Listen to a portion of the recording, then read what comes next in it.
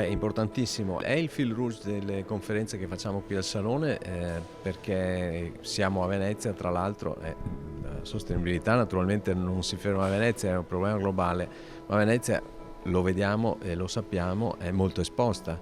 e quindi qui che siamo al Salone Nautico partiamo a parlare di questo. L'Arsenale è sempre stato centro di studio, centro di innovazione, centro di tecnologia, continuiamo a parlarne e facciamo in modo che questo si ripeta.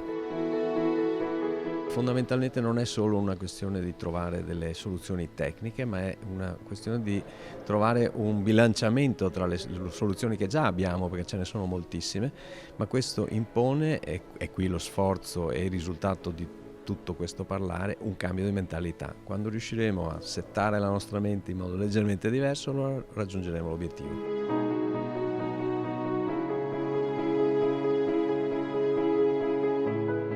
Le tematiche sono molteplici, c'è una questione della plastica, per la quale Sonautica Venezia organizza Marine Litter, e poi in Laguna Sud facciamo il Plastic Free, che è il tema, come dire, più evidente, più appariscente. Poi le tematiche invece sono quelle dell'aria e dell'inquinamento dell'acqua, dove si deve lavorare molto. La questione dei motori ibridi, dei motori elettrici, e poi il focus al quale questa nuova generazione di imbarcazioni nascenti anche di piccolo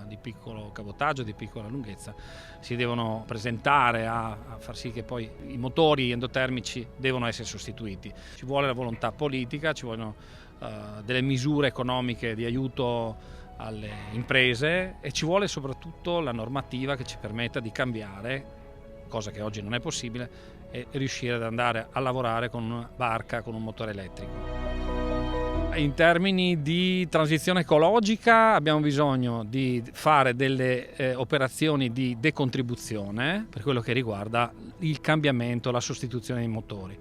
soprattutto di vecchia generazione. È tempo di sostituire anche i motori delle barche un po' più grandi, quindi motori entrobordo, per riuscire ad avere almeno un motore ibrido, quindi un motore endotermico di nuova generazione che inquina molto meno, collegato, accoppiato motore elettrico.